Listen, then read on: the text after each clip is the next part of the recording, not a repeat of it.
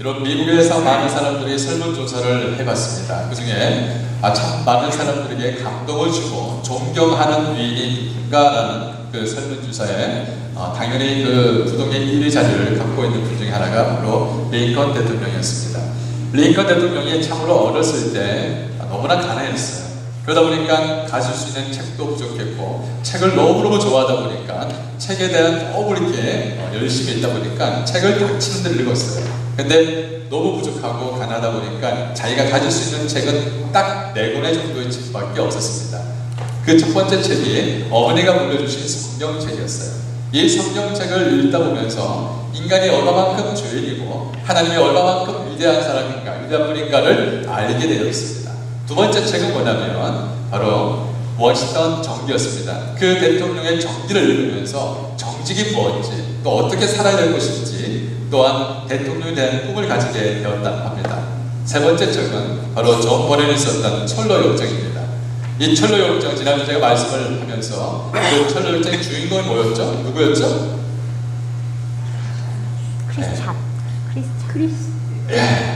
크리스찬. 그 크리스찬의 그 주인공을 보면서 이 주인공이 천국을 바라보면서 한 걸음 한 걸음 그 어려움을 딛고 잘 이겨나가는 걸 보면서 자신도 천국을 바라보는 소망이 생겼다고 합니다. 또 하나의 책은 그 어떤 부인이 이 링컨 대통령에게 주었던 책인데 이솝 이야기였습니다. 그 이솝 이야기를 늘 읽으면서 유머가 어떻게 유머를 재치와 또 유머스러운 것을 거기서 배웠다고 해요. 대통령은 그 재임이실 때 가장 바쁜 국정을 다스리면서도 그분이 손에서 놓지 않은 것이 있었습니다. 바로 성경이었습니다. 그는 그 바쁜 가운데도 백악관 속에 기도실을 만들어서 하나님, 내 힘으로 이 나라를 지킬 수가 없고 내 힘으로 이 나라를 끌어갈 수 없습니다. 하나님 제발 좀 도와주십시오라고 늘 기도하며 무릎 꿇었던 그 대통령 손에 바로 놓여있던 것이 바로 성경책이었습니다. 어머니가 물려주신 책이었죠. 그 책에 눈물이 적혀져 있고 눈물이 흘렀던 자국이 있고, 그리고 그 성경책이 바로 그 링컨 대통령, 아마 이 미국 땅을 말씀으로 끌어안기 위해서 그 밑에 그 뿌리가 바로 하나님의 말씀이었다는 것입니다. 여러분 아마 나침판을 아실 겁니다. 북극과 남극과 그 모든 지도를 가르쳐줄 수 있는, 길을 가르쳐줄 수 있는 나침판, 여러분 하나님의 말씀은 바로 이 나침판과 같습니다. 우리 인생 가운데도 정말 하나님 어떤 길을 가야 할 것인가 라는 질문을 던질 때 바른 길을 갈 수 있게끔 바른 방향을 가르쳐줄 수 있는 나침판 같은 역할이 하나님의 말씀입니다. 여러분 성경을 보면 우리가 이런 말씀을 잘 읽을 수 있습니다. 아브라함의 하나님, 이삭의 하나님, 또 누구의 하나님이죠? 야곱의 하나님. 그리고 또 누구의 하나님이죠? 역시 나의 하나님, 우리의 하나님. 왜 이렇게 약속을 하셨을까요? 바로 하나님께서 야곱과 이삭과 아브라함과 약속을 했기 때문이죠. 솔로몬에게 말합니다. 솔로몬아, 너의 아비, 너의 부친 다윗의 길을 걸어가라. 왜 솔로몬에게 이렇게 말씀했을까요? 바로 자기 아버지 부친 다윗과 약속을 했기 때문입니다. 우리는 그것을 바로 언약이라고 합니다. 이 언약을 통하여서 하나님은 이 언약을 신실하게 지키는 그러한 분이십니다. 여러분이 어떤 순간에 있을 때 하나님의 약속을 딱 내밀어 들고 하나님 약속했잖아요 라고 말하면 주님 꼼짝 못합니다. 그만큼 약속을 지키는 분이시라는 것입니다. 하나님께서 약속에 이 성경책 이 66권 안에 놀라운 주님의 약속이 다 들어있어요. 이런 수많은 약속을 우리가 이 안에 듣고 알고 있음에도 불구하고 말씀을 가까이 하지 않습니다. 왜 가까이 하지 않습니까? 왜 그럴까요? 성경책이 무거워서? 왜 그렇죠? 성경책 너무 어려워서요? 옛날 우리 어르신들이 교회 나올 때 성경책을 어떻게 들고 다녔죠? 이렇게 해가지고 가슴에 딱 해가지고 옛날에 성경책을 이렇게 머리에 대고 자지도 못했습니다. 하도 거룩한 성경책이었어요. 여러분 성경책이 거룩한 게 아니라 여기에 들어있는 하나님의 말씀에 감동으로 된 것이 중요한 것입니다. 아멘? 아멘. 그렇다고 여러분 아무 때나 성경책 보낸 게 이게 좋은 게 아니죠. 그래서 참 은혜 받을 때가 있었을 때, 그때 은혜 받을 때는 이 성경 말씀이 너무너무 읽고 싶어가지고 이 성경책을 가슴팍에 다 새기면서 잠을 잤어요. 이렇게 잠을 잤어요. 너무너무 좋아가지고 남의 이야기도 많이 없죠. 근데 왜 가까이 하지 않죠? 말씀이 어렵기 때문에. 여러분, 말씀이 어려운 게 아니에요. 어떤 사람들 이렇게 말하죠. 목사님 말씀이 너무 어렵습니다. 이거는 너무너무 이렇게 많이 배운 사람만이 깨달을 수 있습니다. 결코 그렇지 않습니다. 하나님의 말씀은 여러분 그 사람이 뭘 배웠는가, 그 사람의 학식이 어떤가에 따라서 깨닫는 수준이 다른 것 아닙니다. 하나님의 말씀은 하나님의 감동으로 된 것이기 때문에 하나님의 감동을 받은 사람들, 하나님의 영이 있는 사람들은 알 수 있고 깨달아질 수가 있는 것입니다. 또 어떤 사람들은 말씀이 재미가 없답니다. 말씀이 재미가 없어 모르는 것이 아니라 말씀을 못 깨달기 때문에 재미가 없는 거예요. 근데 말씀이 깨닫기 시작하면 이 말씀을 너무너무 재밌어가지고 야, 이런 말씀이 있구나, 야, 이런 뜻이 있구나 이러면서 말씀을 한 절 한 절 넘기면서 그냥 시간 가는 줄 모릅니다. 아멘. 네. 말씀과 거리가 목사님이 이제 자신의 운명을 끝나고 하늘나라에 올라갔습니다. 그래서 하나님께 받을 상급을 기대하면서 이 목사님이 하나님께 어떤 상급을 주실까라고 기대하면서 그 문 앞에서 다 기다리고 있는데, 근데 목사님께 주셨던 상급이 면류관이 너무 적은 거예요. 하나님 왜 이렇습니까? 왜 이렇게 작은 상급을 받습니까? 그런데 자기 동네에 살고 있는 이 총알 택시 기사 아저씨가 천국으로 같이 올라왔어요. 근데 이 사람은 너무 큰 상급을 받는 거예요. 하나님, 내가 교회 충성하면 더 충성했고 헌금을 하면 더 많이 했고 주의 일하면 물불 가리지 않고 내가 했는데 왜 내가 받는 상급을 입고 저 사람은 교회도 잘 안 나오고 왜 저 사람은 이렇게 상급이 너무나 큽니까? 라고 물으니까 화면을 보여주는 거예요. 화면을 딱 보여주면서 목사님이 설교하는데 성도들이 다 좋은 거예요. 근데 총알택시 기사가 차를 몰고 시작하면 그때부터 사람들이 오 마이 갓, 주여 용서해주세요. 내 목사님은 사람을 깨웠다는 거예요. 여러분, 사람들을 졸게 하는 것이 목사의 책임이면 말씀에 순종하는 것은 누구 책임입니까? 책임을 전가하지 마세요. 여러분, 우리가 살아가다 보면서 참 말씀이 내 안에 다가올 때가 있는가 하면 말씀이 멀리 떨어지는 말씀처럼 느껴지는 때가 있습니다. 신앙생활을 오래 했다고 해서 그 말씀이 깊이 다가오냐? 그렇지 않죠. 제가 어떤 한 장로님 한 분은 정말 이 오렌지 카운티와 남가주 땅에서 참 많은 호텔을 가지고 있는 분입니다. 그래서 일명 호텔 왕이라고 합니다. 근데 그 사람한테 이 비즈니스 컨퍼런스를 했습니다. 컨퍼런스를 하면서 사람들이 저분이 부자가 된 이유가 뭘까라고 궁금해서 그 이야기를 들어봤습니다. 근데 그 장로님은 다른 이야기 하지 않았습니다. 하나님의 말씀이 나를 부자로 만듭니다. 그 얘기를 합니다. 그래서 간증을 하는데 그 장로님이 미국 처음에 초기에 이민 와가지고 너무너무 힘들었어요. 그래서 자기가 이 생활 속에서 내가 어떻게 하면 밥벌이를 먹고 살까, 내가 어떻게 하면 처자식을 먹이고 살까, 이런 고민을 하면서 자기가 한 것이 바로 모텔 청소였습니다. 근데 이 모텔 청소를 하면서 신앙이 별로 없었어요.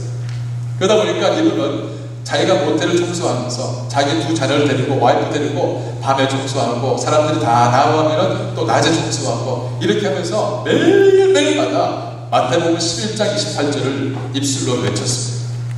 마태복음 11장 28절이 뭐였습니까? 수고하고 무거운 짐진 자들아 다 내게로 내가 너를 시원하리라. 이 말씀은요 한두 번이 아니에요. 10번이 아니에요. 하루에 수백 번씩 외치고 선포하고 그렇게 매일매일 그냥 입버릇처럼 했답니다. 근데 어느 날 갑자기 그 말씀이 자기 마음속에 확 들어와 버리는 거예요. 그 말씀이 내 안에 확 들어와 버리는 걸 느끼면서 그때부터 말씀이 자기를 완전히 지배를 하더랍니다. 말씀이 자기를 지배하고 난 다음에 희한하게 지혜가 생겼습니다. 내가 어떻게 하면 잘 살까? 어떻게 하면 하나님 복받게 살까? 어떻게 하면 하나님 기뻐하게 살까? 만나야 될 사람들이 생각이 나고요. 또 일을 해야 될 때 결정할 때에 내가 이렇게 하면 되겠다는 지혜가 번뜩번뜩 생각이 나는 거예요. 여러분, 그게 우연일까요? 성경은 말합니다. 주의 말씀은 내 발의 등이요 내 길의 빛이니. 하나님의 말씀이 자기를 사로잡기 시작하면서부터 하나님의 말씀이 내 안에서 살아 움직이기 시작하니까 내 영혼이 흥왕되어지는 축복을 받게 되어지겠다는 것이죠. 사랑하는 성도님들, 우리가 살아가다 보면서 우리가 겪고 있는 환경 속에 하나님의 말씀이 그 안에 들어있습니다. 24세에 여러분 이 플로리다 대학교에 교수가 되었던 분이 있습니다.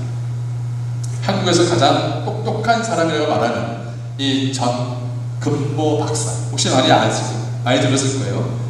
국제 원자력 기구의 그 원장이었고 한국의 과학기술조 장관 2번이나 겪었던 그 전금보 박사는 정말 내노라는 탁월한 과학자요, 탁월한 인재입니다.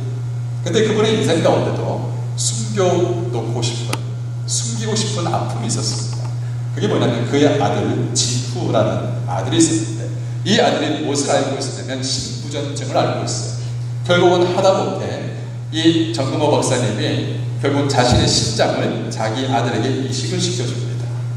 아들을 병간호를 하는데 그날 어느 날 주님의 음성이 들립니다. 내 아들아, 저기 누워있는 저 아이를, 십자가를 쥐고 있는 저 아이를 위해서 너 저 아이에게 감사해 본 적이 있냐? 갑자기 속에서 확 뭐가 올라옵니다. 감사라니요? 하나님, 내 인생에 저 아이만 없었으면 완벽합니다. 근데 어찌 감사가 나옵니까? 너는 저 아이가 없었으면 어찌 내게 무릎을 꿇고 기도하는 사람이 될 수 있었겠냐? 너는 저 아이에게 감사해야 된다.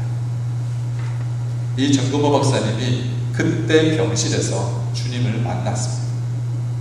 그리고 자신의 모든 인생의 방향이 완전히 바뀌어지기 시작했습니다.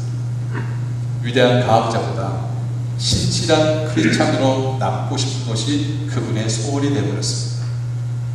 자신의 그 아이가 이제 세상을 떴을 때, 하늘나라로 올라갈 때 그분은 하나님께 영광과 감사를 드렸습니다.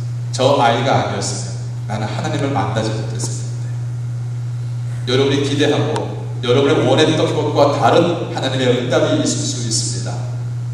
그러나 그 속에 하나님의 숨겨놓은 진리가 있습니다. 믿습니까? 아멘. 내 하나밖에 없는 사랑하는 오빠 나사로가 죽었어요. 나사로가 죽자마자 그 두 동생들이 난립니다. 가서 저게 기적을 베푸는 예수님 좀 빨리 오게 하십시오. 저 예수님만 오면 내 오라버니 살 수 있습니다. 그런데 예수님이 그 재촉함에도 불구하고 가지를 않는 거예요. 이미 예수님이 도착했을 때 오빠의 사들한 시신을 붙잡고 그 두 동생이 이렇게 말합니다. 예수님, 당신이 여기 계셨더라면, 당신이 여기 있었더라면 우리 오라버니 죽지 않았을 겁니다. 예수님은 이 오라버니 죽는 것을 원하는 분이 아니셨어요. 마르다 마리아가 원했던 것은 오라버니가 고침받고 살아나는 거지만, 만약에 오라버니를 죽기 전에 예수님이 오셔서 고쳤으면 그 두 동생은 모든 사망 권세를 깨뜨리시고 부활의 능력을 가지신 예수님을 만날 수가 없었을 것입니다. 우리가 원했던 것과 다른 응답이라면 이것이 하나님의 또 다른 계획과 또 다른 하나님의 진리가 우리 안에 있다는 것을 볼 수 있어야 됩니다. 이것이 바로 내 중심에서 하나님의 중심의 시각이 바뀌어지는 것을 말하고 있죠. 오늘 본문 말씀 가운데도 분명히 나오죠. 풍랑 가운데 제자들이 다 죽게 됐습니다. 온 사람들이 난립니다. 큰일 났다. 어떻게 됩니까? 그때 풍랑 가운데 그 옆에 함께 같이 탔던 진리 되신 그 예수님이 있었음에도 불구하고 그 사람들은 뒤늦게야 예수님을 깨웁니다.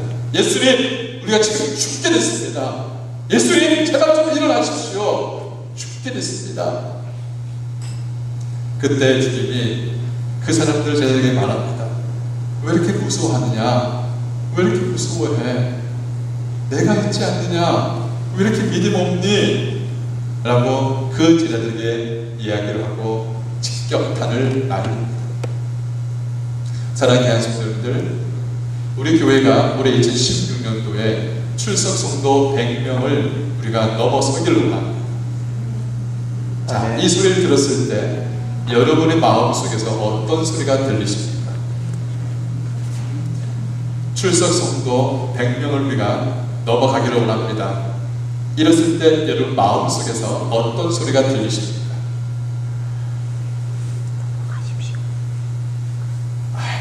생명이야. 아이, 해도 안 돼.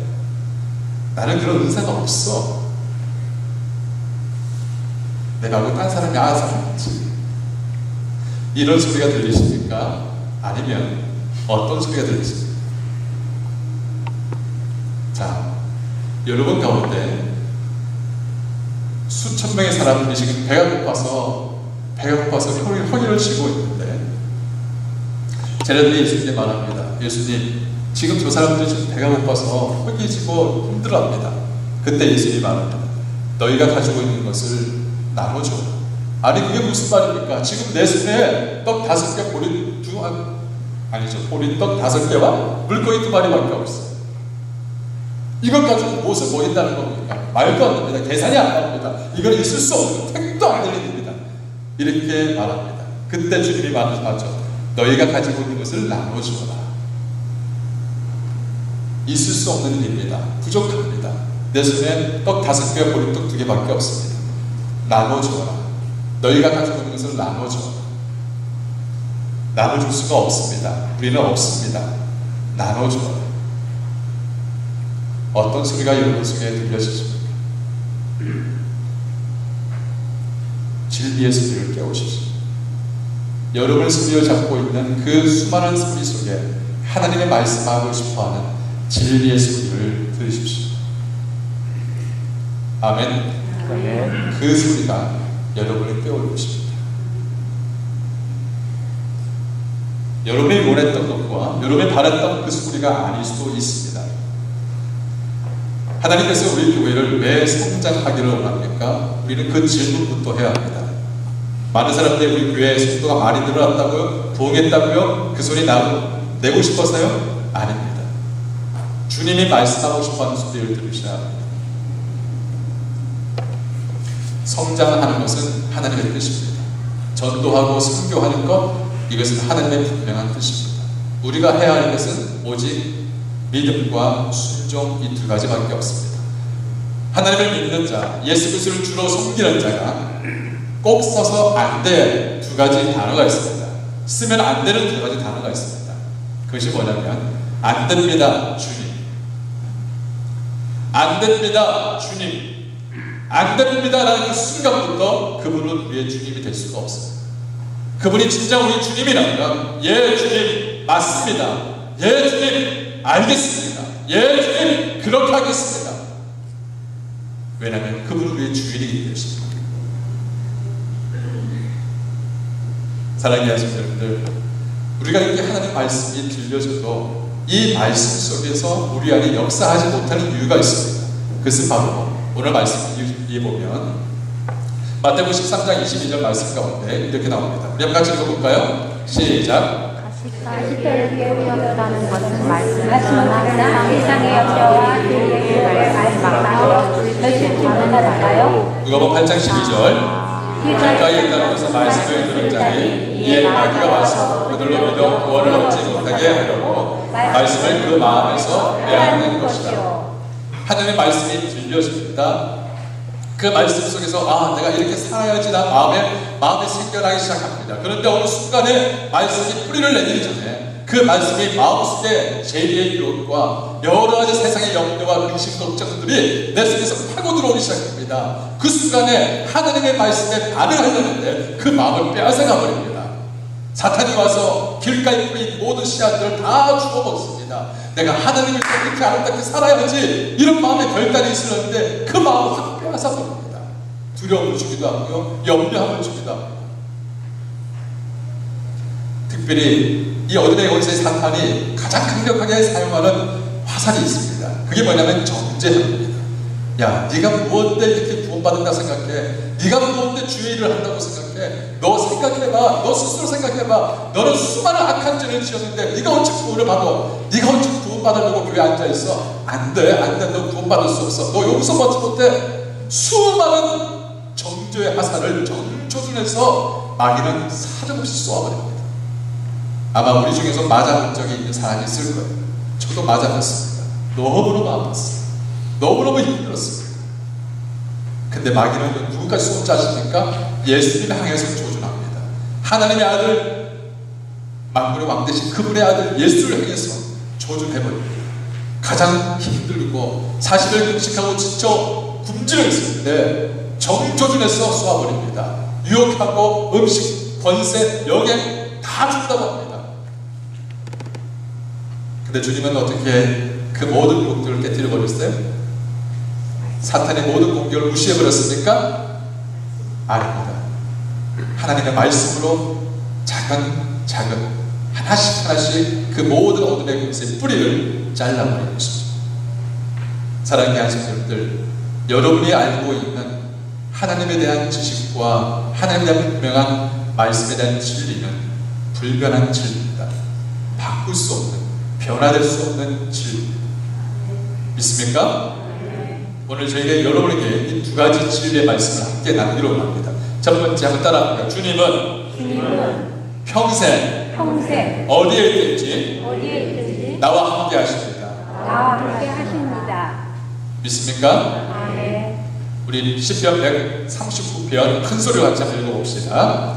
자, 시작. 내가 주의 신을 떠나 어디로 가며 주의 앞에서 어디로 피하겠다. 내가 하늘에 올라가는지라도 거기 계시며 문무에 내 죄를 펼치라도 거기 계십니다. 내가 새벽 날개를 치며 바다 끝에서 거할지라도 곧 거기서 주의 손이 나를 인도하시며 주의 오른손이 나를 이끄시리라. 아멘. 믿습니까? 여러분 인생 가운데 앞길이 잘 안 보일지라도 두려움의 길이 여러분을 막을지라도 여러분 내 인생 가운데서 비 한 방울 없는 영적인 그 가뭄이 계속 지속될지라도 내가 지금 벼랑 끝에 있을지라도 내가 깊은 운동에 빠져 있을지라도 하나님은 어디 있든지 간에 내 손을 놓지 않는다는 것입니다. 그 사실을 믿으셔야 돼요. 이거는 여러분 믿든 안 믿든 간에 변함없는 하나님의 진리입니다.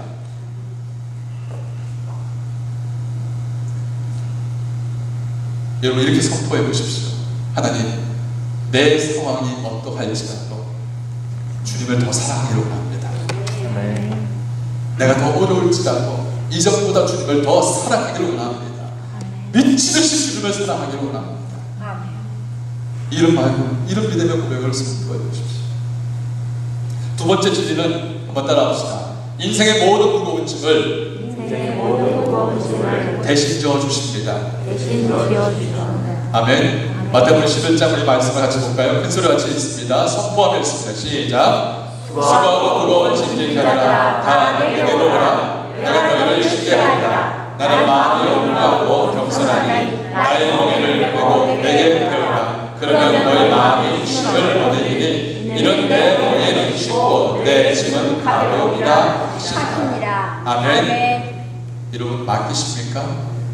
우리 주님께 여러분의 모든 무거운 짐을 맡기세요? 왜 지금까지 안 맡기고 여러분의 짐을 대신 주님이 져주신다 하는데 왜 안 맡기십니까? 여러분의 인생의 마지막 인생의 황기에 있는 말기에 느끼는 두려움들, 염려들, 근심들, 후회함들 이런 것도 다 맡기세요. 여러분이 가지고 있는 죄의 무게들 이런 것들 지고 가지 마시고 그분께 맡겨버리세요. 여러분 인생의 모든 것뿐 아니라 여러분 자녀들의 모든 고민과 아픔들 그것 또한 주님께 의뢰하세요. 맡기시길 바랍니다. 주님은 그 짐을 대신 지고 가실 수 있습니다. 믿습니까? 우리 옆에 분에게 콕 찌르면서 말하세요. 왜 안 맡기요? 맡기세요.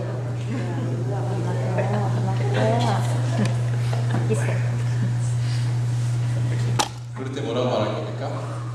아니 맡겼어. 여러분 하나님을 정말 신뢰하면 여러분 마음의 평강과 안식을 분명히 허락해 주십니다. 성경에 이렇게 놀라운 하나님의 생명의 말씀들, 진리의 말씀들, 비전의 말씀들, 위로의 말씀들, 이 말씀들이 부구절들이 얼마나 많은지 몰라요.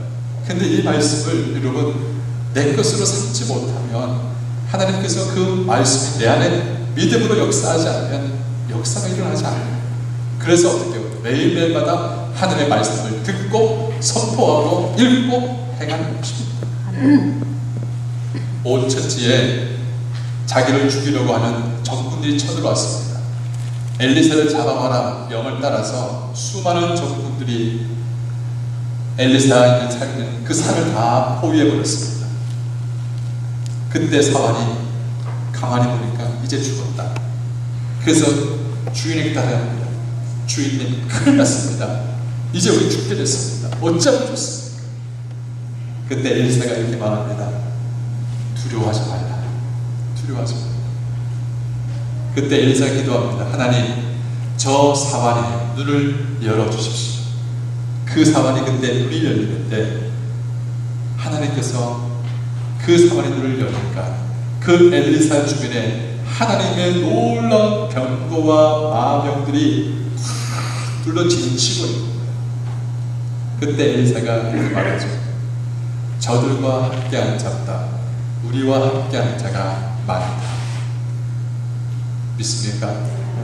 우리 인생 가운데 참으로 두려움과 염려들이 있을 수 있습니다. 그러나 주님이 함께하는 사람들, 하나님이 함께하는 사람들은 여러분 주님의 반드시 그 영혼들을 책임질 뿐 아니라 오늘 말씀처럼 그들이 함께하는 자보다 우리와 함께하는 자가 더 많다는 걸 보게 될 것입니다. 아멘. 여러분 분명히 기억하시길 바랍니다. 처음에 내가 진리를 일깨우려고 진리를 깨우려고 여러분 진리를 알려고 몸부림쳤습니다. 그런데 어느 순간에 그 진리가 그 말씀이 내 영혼을 깨우기 시작합니다. 그 말씀이 내 영혼을 관통하기 시작합니다. 하나님의 말씀이 내魂과 영과 관절 구슬을 찔러 쪼개면서 내 안에 파고 들어옵니다. 내 안에 수술이 일어나기 시작합니다. 내 안에서 내 안에 제거해야 되는 걸 완전히 도려내어버리고 내 안에서 정말 하나님 기뻐하시는 말씀에 수술이 내 안에서 일어나기 시작합니다. 여러분 아플 수 있습니다. 회복 기간이 필요할 수도 있습니다. 그러나 내 안에서 하나님 말씀이 내 안에 감동하고 주의 말씀이 나를 사로잡을 때 그 말씀이 나를 통치할 때 결국 그 사람은 하나님의 말씀이 그 사람을 책임져 주실 겁니다. 아멘. 믿습니까? 아멘. 저희 아버님이 간암 수술을 하고 온몸에 암이 퍼졌습니다. 너무 진통을 겪었습니다. 근데 이 암이 부신 피질, 부신 수질 쪽으로 전이가 돼서 손가락 이 말이 한마디만 한 이쪽의 기관이 손 주먹만큼 커져버렸습니다. 너무너무 고통을 겪고 아파했을 때에 그때 의사가 수술을 보냈는데 그때 수술했을 때 사인을 하라고 할 때 그 위에 뭐라고 썼느냐, 이번 수술은 사망률이 40% 이상입니다. 이렇게 써 있었습니다. 제가 상식적으로 알기는 사망률이 뭐 2%, 5%만 돼도 사람들이 할까 말까 합니다. 40% 이상이라는 이거는 거의 포기한다는 것과 마찬가지입니다. 그래서 주변에서 말합니다. 그냥 수술하지 말고 그냥 고통이 있더라도 진통제 맞으면서 인생을 연명하게 해라. 참 갈등이 있었습니다. 그때 하나님께 들었습니다. 하나님 어떻게 해야 합니까? 아버지는 신음하고 고통하고 있는데 그때 하나님께 엎드려서 기도할 때 주님께서 제 마음속에 주신 말씀과 평안이 있었습니다. 그때 제게 찬송으로 다가왔어요. 내 영혼 평안해, 내 영혼, 내 영혼. 그 찬송을 내가 부르면서 눈물을 흘리면서 이 수술 하나님이 책임지십니다. 제가 이번 성경 66권을 알아서 그 확신이 생긴 것 같아요? 아닙니다. 내가 알고 있는 이 조각조각, 내가 알고 있는 조그만 성경 구절 한 절, 내가 알고 있는 이 성경책 찬송가 한 장 한 장, 이 순간순간이 나를 간통하기 시작하니까, 나를 붙들기 시작하니까 세상에 알지 못하는 평강이 나를 덮어버리더라. 그때 제가 눈물을 흘려서 사인을 했습니다. 의사가 놀랍니다. 너 이거 진짜 사인했냐? 사인했다. 나도 최선을 다하겠다. 수술이 끝나고 나서 보호자 딱 한 사람만 들어올 수 있다고 합니다. 그 수술이 끝나고 들어갔을 때 보여줍니다.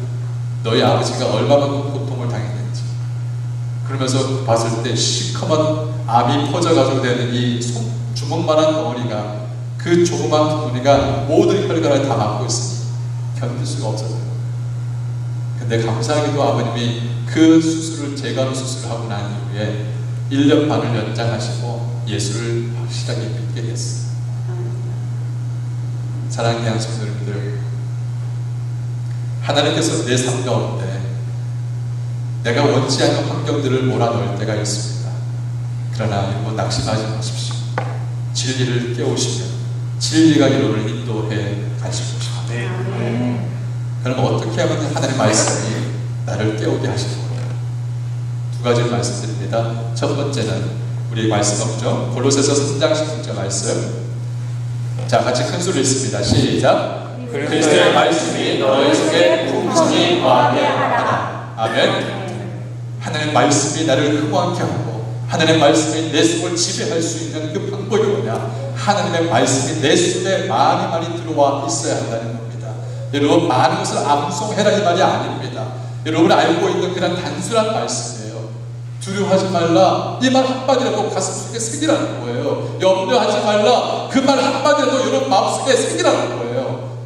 그 말씀이 여러분 심령에 풍성히 거하게 되는데, 여러분의 마음의 집에 말씀을 가지고 파수꾼을 세우는 거예요. 내가 주께 범죄치 않기 위해서 주의 말씀을 내 마음에 두었나이다. 또 어떤 때는 배가 고픕니다. 내가 영적인 양식이 필요합니다. 그럴 때 말씀으로 양식으로 삼으세요. 여러분, 어둡습니다. 가야 길이 어두워서 잘 안 보입니다. 그러면 말씀으로 내 말에 등이요 길 되시고 빛이 되시는 말씀을 삼으세요. 문제가 있으면 그 문제의 길을 열 수 있는 열쇠를 가지고 내가 땅에서 물면 하늘에서 열립니다라는 그 말씀을, 문제를, 키를 가지고 말씀을 푸세요. 여러분의 성경 지식을 안 넘어서 그런 게 아닙니다. 말씀이 내 안에 거하면 그 말씀이 나를 지배한다는 거예요. 아멘. 두 번째는 데살로니가서 2장 13절 말씀을 같이 읽습니다. 시작. 여러분은 우리가 하나님께 쉬지 않고 감사하는 너희가 우리에게 들은 바 하나님의 말씀을 받을 때 사람의 말로 아니하고 하나님 말씀으로 받으니 진실로 돌아가라. 이 말씀이 또한 너희 믿는 자 속에서 역사하느니라. 아멘. 따라합시다. 믿는 자 속에서 역사하느니라. 아멘. 여러분, 믿음은 하나님의 말씀에 도와서 불을 확 붙여버립니다. 그래서 여러분, 말씀은 믿음을 통하여서 역사하는 것입니다. 많이 배웠다고요? 많이 한다고요? 아닙니다. 정말 우리가 해야 할 것은 단순한 믿음. 하나님의 말씀이 그러하다, 맞다, 아멘. 그 말씀이 그렇게 되는 것을 믿는 그 단순한 믿음, 이 믿음을 가지고 주님은 역사한다는 것입니다. 아멘. 시편 105편 19절 말씀에 말씀합니다. 여호와 말씀이 응할 때까지나 그 말씀이 저를 단련하는도다. 그 말씀이 나를 단련한대요. 그 말씀이 왜 무엇으로 단련합니까? 그 말씀이 분명히 약속이 거짓이 아니라 확실하다. 반드시 응답된다. 이것을 알려주기 위해서 말씀이 나를 돌방망이로, 쇠방망이로, 불말로 계속 나를 단련하는 거예요. 그때부터 뭐가 생깁니까? 믿음이 생기는 거예요. 주의 말씀은 한 번도 허무한대로 흘러간 적이 없다. 주의 말씀은 반드시 이루어진다. 그 말씀이 나를 단련하는 거예요. 사랑하는 성도님들, 올 한 해 2016년도에 제가 여러분에게 성경 1독, 2독 하라고 말하지 않습니다. 여러분에게 성경 많이 읽으라고 말하는 것이 아닙니다. 여러분이 정말 한 절 한 절이라도, 여러분 하나님 말씀 한 절 한 절이라도 여러분 심령을 좀 제발 뚫고 나가게 좀 하십시오. 여러분 심령을 그냥 뚫고 나가서 그 말씀에 여러분의 심령을 사로잡아서 그 말씀에 막연하게 뺏기지 말고 그 말씀 속에서 그러합니다. 아멘, 그러합니다. 이 말씀 붙들고 살아갈 때 주님이 반드시 그 말씀에 응답하신다는 것입니다. 아멘. 잠언 2장 4절 5절 말씀에 이렇게 나오죠. 은을 구하는 것 같이 그것을 구하며 감추인 보배를 찾는 것 같이 그것을 찾으며 여호와 경외하기를 깨달으며 하나님을 알게 된다고 합니다. 만약에 여러분이 엄청난 보화가 어디 숨겨놨는지 알기만 하면 여러분 가만히 있겠습니까? 밤새도록 그 보화를 찾으려고 찾아다녔을 것입니다.